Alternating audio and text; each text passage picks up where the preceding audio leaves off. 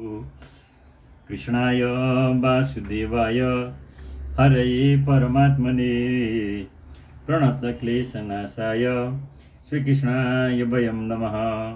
ओम नमो भगवते वासुदेवाय। ओम नमो भगवते वासुदेवाय।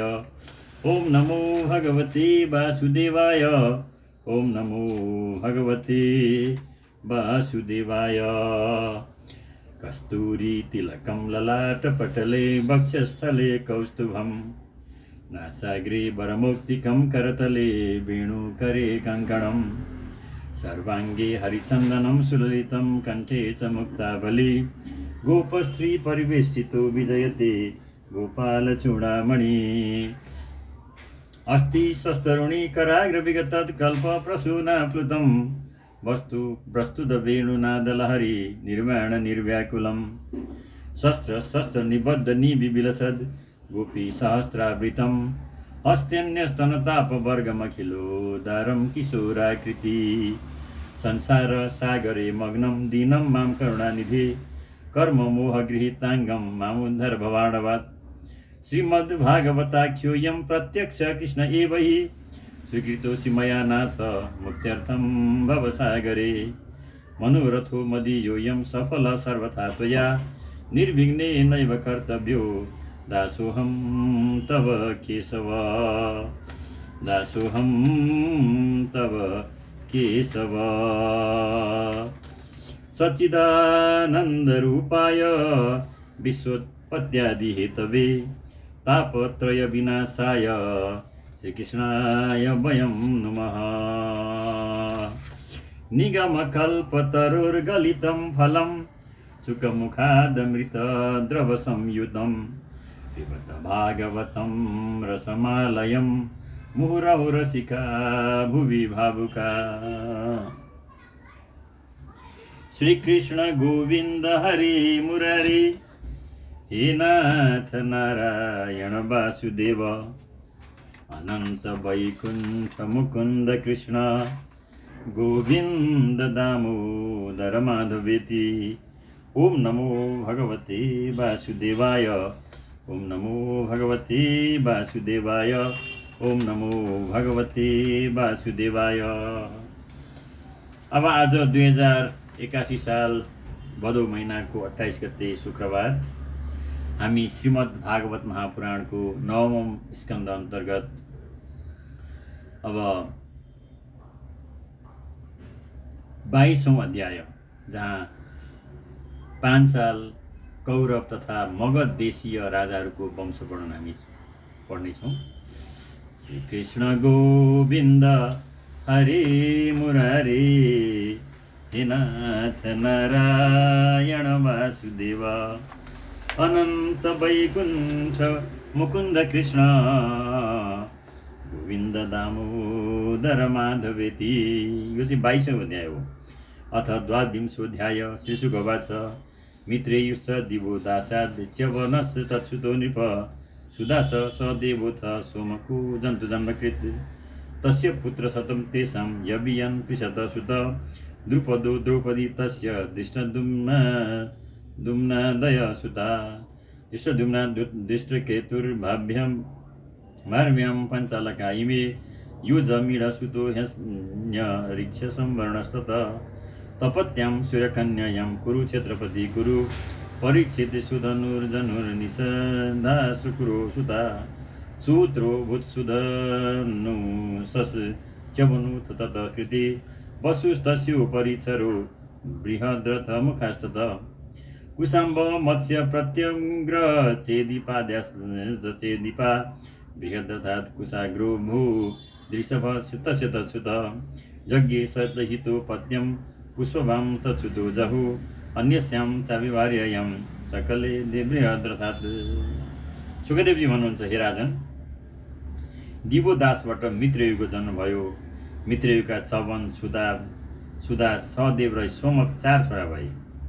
सोमकका 100 छोरा थिए। यिनमा जन्तु सबभन्दा जेठा र वृषद सबभन्दा कान्छा हुन्। वृषदका छोरा द्रुपदका द्रौपदी छोरी र दृष्टद्युम्न आदि गरिएका छोरा भए। दृष्टद्युम्नका छोराको नाम दृष्टकेतु थियो। भरियाश्वको वंशमा उत्पन्न भएका यी सबै राजा पाञ्चाल कहिन्थे। अजमीरको ऋक्ष नामक अर्को छोराबाट सम्वरणको जन्म भयो। सम्वरणको विवाह सूर्यकी कन्या तपतीसित भयो। यिनैको गर्भबाट कुरुक्षेत्रका स्वामी कुरुको जन्म भयो। कुरुका परीक्षित, सुधन्मा, जनहु, निषाधाश्व नाम गरेका 4 छोरा भए।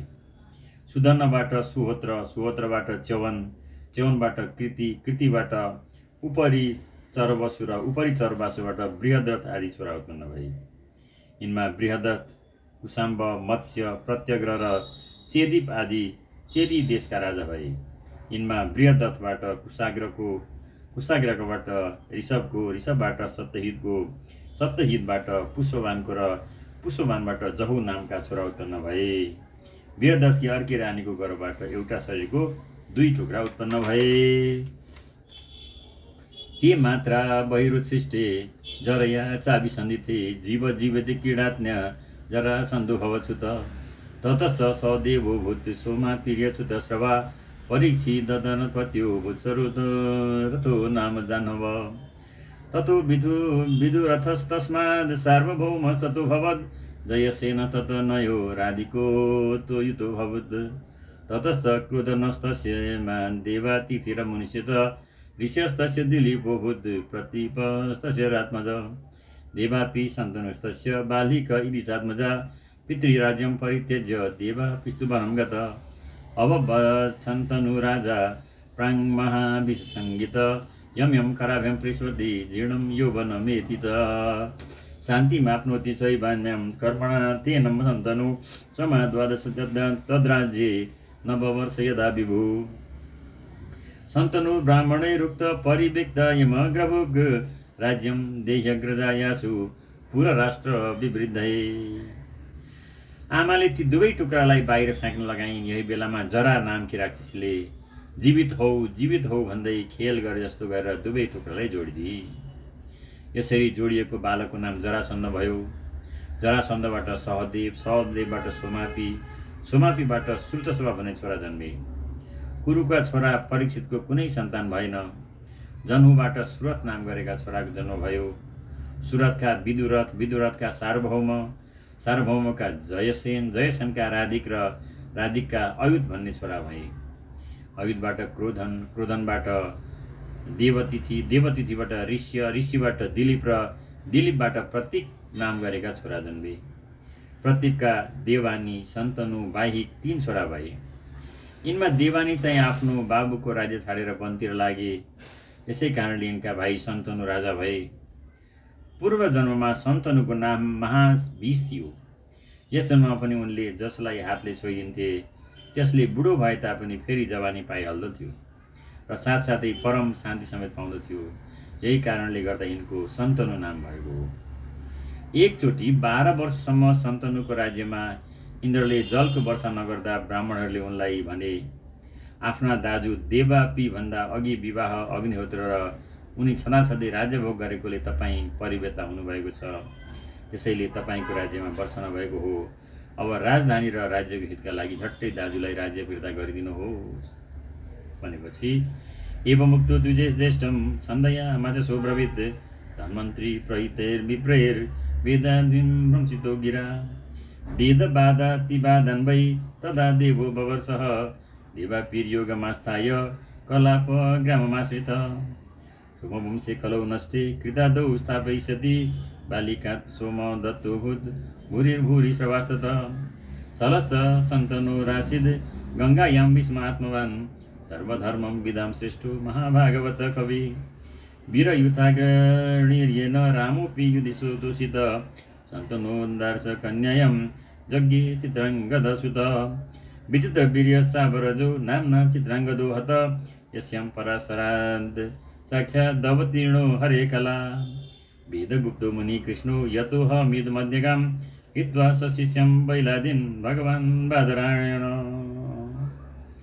ब्राह्मणहरूले यसो भनेपछि सन्तनुले वनमा गएर दाजु देवापीलाई राज्य स्वीकार गर्ने अनुरोध गरे।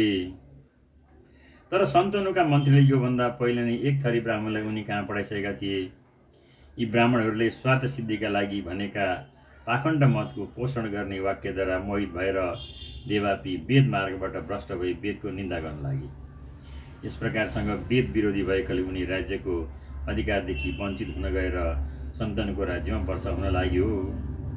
देवापी अहिले पनि योग साधन गरिरहेका छन् र योगीहरूको प्रसिद्ध निवास स्थान कलाप ग्राममा बस्दछन्। कलियुगमा चन्द्रवंशको विनाश भएपछि यिनले सत्ययुगको प्रारम्भमा बिहे गरेर यस वंशलाई लोप हुने दिने छैनन्। सन्तनुका भाइ बालिकबाट सोमदत्तको जन्म भयो। सोमदत्तका भुरी श्रवा र शैल नामका 3 छोरा भए। सन्तनुद्वारा गङ्गा नामकी पत्नीको गर्भबाट नैष्ठिक ब्रह्मचारी भीष्मको जन्म भयो। यिनी धर्मज्ञहरूमा सर्वश्रेष्ठ, भगवानका परम प्रेमी भक्त, परम ज्ञानी र संसारका सम्पूर्ण वीरहरूका अग्रगण्य नेता थिए। अरूको त कुनै भएन, यिनले युद्धमा आफ्ना गुरु परशुरामलाई समेत सन्तुष्ट गराएका थिए। सन्तनुद्वारा माझीकी छोरी सत्यवतीको गर्भबाट चित्राङ्गद र विचित्रवित्र नाम गरेका दुईटा छोरा भए।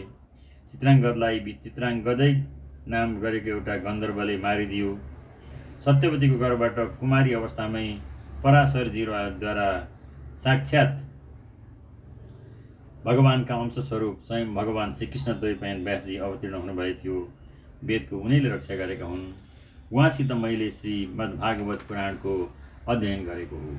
मह्यम पुत्राय शान्ताय परम गुह्यमिदं जगो विचित्र वीर्योथोबाह काशीराजसुते बलात् स्वयंवरादुपानीते अम्बिकां बालिके उभे तयोरासक्तहृदयो गृहीतो यस्मणामृत क्षेत्रे प्रजस्य वै भातृर्मातृको बादरायण धातरसञ्च पाण्डुं च विदुरं चाप्यजी जनत् गान्धार्यां धृतराष्ट्रस्य यज्ञे पुत्रशतं नृप तत्र दुर्योधनो ज्येष्ठो दुःशला चापि कन्यका शापन् मैथुनरुद्धस्य पाण्डु कुन्त्या महारथा जाता धर्मान्द्रेभ्यो युधिष्ठिरमुखाश्रय नकुल सदेवश्च माद्रयं न सत्यदश्रयो द्रौपद्यां पञ्चभ्यो पुत्रास्ते पितरौ भवन् युधिष्ठिरात्मप्रतिविन्ध्य श्रुतसेनो वृकोदरात् अर्जुनात् श्रुतकृतिस्तु शतानि कस्तुनाकुली सहदेवसुतो राजन् श्रुतकर्म तथा परे युधिष्ठिरात् सौरभ्यं देवको उत घटोत्कच।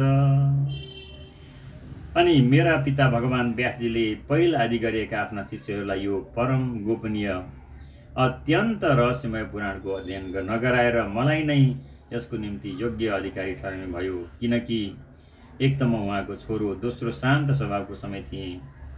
सन्तनुका अर्का छोरा विचित्र वीर्यले भीष्मद्वारा स्वयंवरबाट बल जतिसँग हराएर ल्याइएका काशीराजकी कन्या अम्बिका र अम्बालिकासँग बिहे गरे। आफ्ना यी दुई पत्नीमा अत्यन्त आसक्त भएकोले क्षयरोगले ग्रस्त भई उनको मृत्यु भयो। आमा सत्यवतीले भनेकोले भगवान व्यासजीले सन्तान नभएका आफ्ना भाइका स्त्रीबाट धृतराष्ट्र, पाण्डु र विदुर नामका छोराहरू उत्पन्न गर्नुभयो। हे राजन, धृतराष्ट्रको वीर्यद्वारा गान्धारीको गर्भबाट 100 छोरा उत्पन्न भए। दुर्योधन यिनमा सबभन्दा जेठा थिए। यी बाहेक दुःशला नामकी एउटी छोरी पनि भइन्। सापले गर्दा पाण्डु स्त्रीसितको सहवास गर्न पाउन्नथे। यसै कारणले उनकी पत्नी कुन्तीको गर्भबाट धर्म, वायु, इन्द्रद्वारा क्रमशः युधिष्ठिर, भीमसेन, अर्जुन नामका 3 महारथी छोरा भए। पाण्डुकी अर्की रानी माद्रीबाट अश्विनी कुमारहरूद्वारा नकुल र सहदेवको जन्म भयो।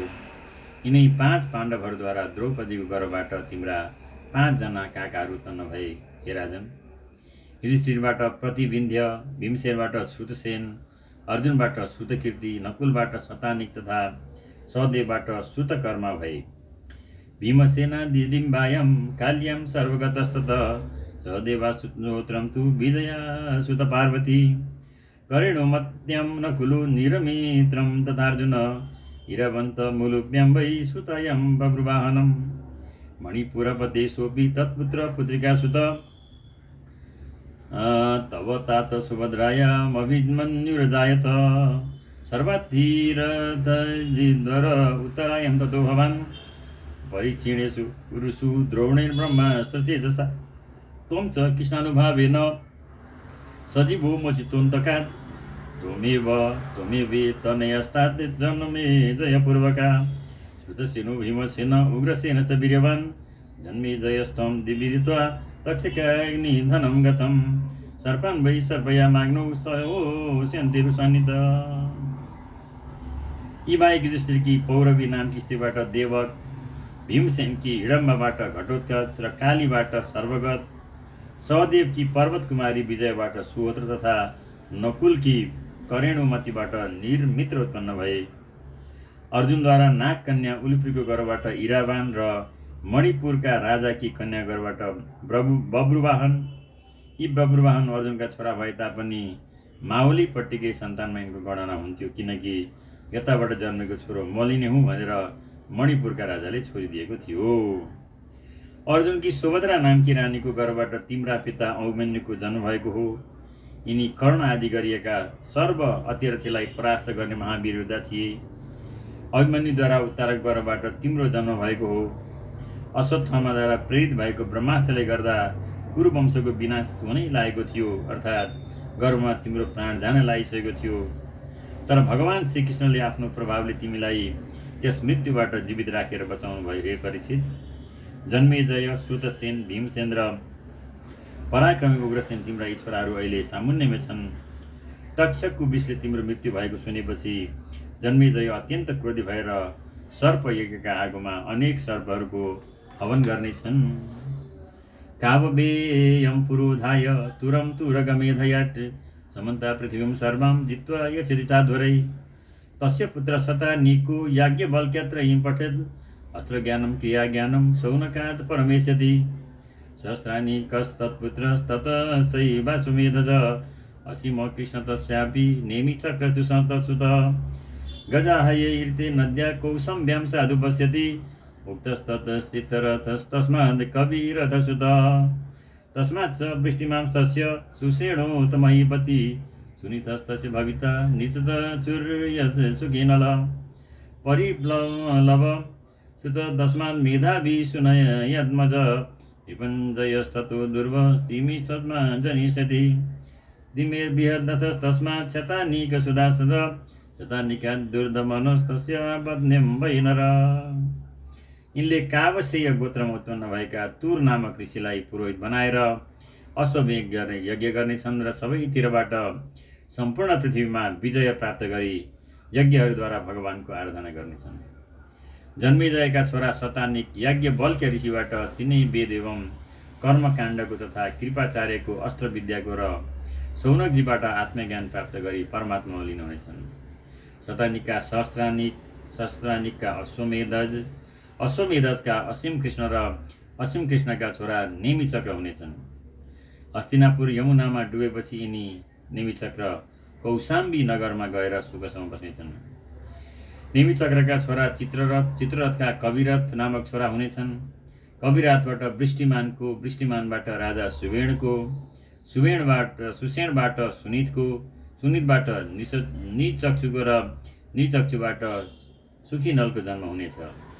सुखिनलको परिप्लवको सुनय र सुनयको छोरो मेधावी हुनेछ।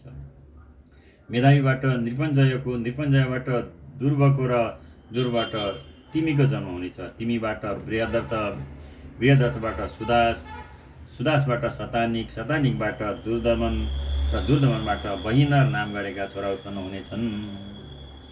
दण्डपाणिर्निमित्तस्य क्षेमको भविता नृप ब्रह्मक्षत्रेश वै प्रोक्तो वंशो देवर्षि सत्कृत।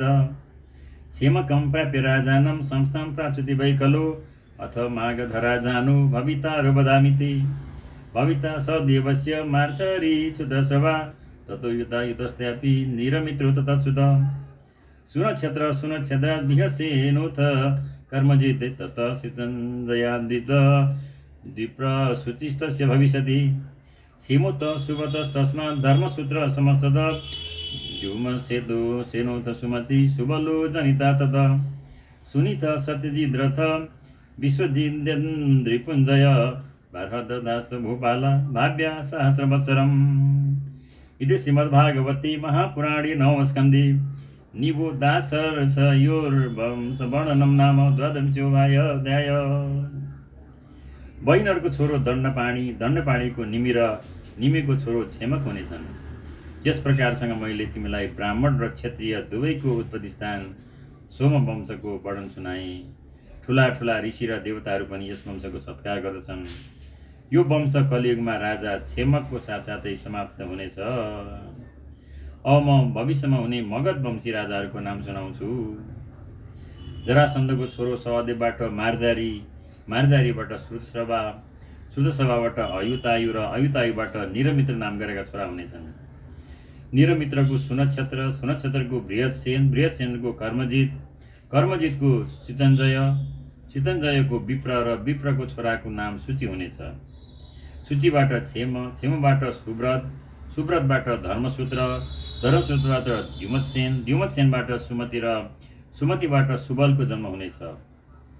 सुबलका छोरा सुनित, सुनितका सत्यजित, सत्यजुगका विश्वजित र विश्वजितका रिपुञ्जय छोरा हुनेछन्। बृहद्रथको वंशमा उत्पन्न भएका यी सबै राजाहरूको शासनकाल कलियुगमा 1000 वर्षमा रहनेछ, अनि यस वंशको लोप हुनेछ भनेर सुखदेव स्वामीले परीक्षित राजालाई सुनाएको, सुतजीले सौनकलाई सुनाएको कथा हामीले यो श्रीमद् भागवत महापुराणको 9औं स्कन्धको 22औं अध्यायमा सुन्यौं। श्री कृष्ण गोविन्द हरि मुरारी, हे नाथ नारायण वासुदेव, अनन्त वैकुण्ठ मुकुन्द कृष्ण, गोविन्द दामोदर माधवेति। ओम जय जगदीश हरे, प्रभु जय जगदीश हरे, भक्त जनों की संकट, दास जनों की संकट, क्षण में दूर करे। ओम जय जगदीश हरे, जो ध्यावे फल पावे, दुख बिनसे मन का, प्रभु दुख बिनसे मन का, सुख संपत्ति घर आवे, कष्ट मिटे तन का। ओम जय जगदीश हरे, कृष्णाय वासुदेवाय देवकी नंदनाय च नंद गोप कुमाराय श्रीकृष्णाय वयं नमः। हरे राम राम राम हरे हरे, हरे कृष्ण कृष्ण कृष्ण हरे हरे। हरि ओम।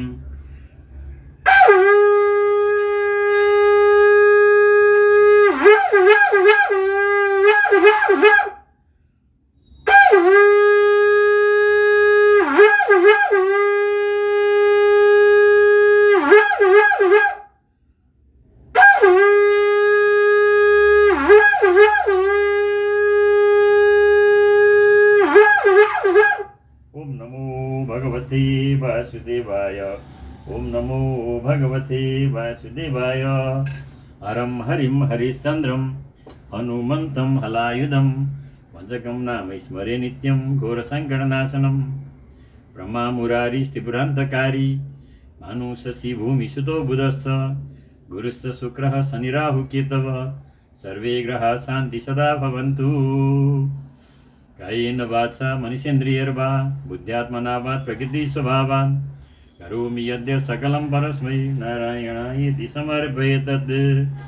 ओम आवाहनं न जानामि विसर्जनं, पूजां चैव न जानामि क्षमस्व परमेश्वर। मन्त्रहीनं क्रियाहीनं भक्तिहीनं सुरेश्वरी, यत्पूजितं मया देवी परिपूर्णं तदस्तु मे।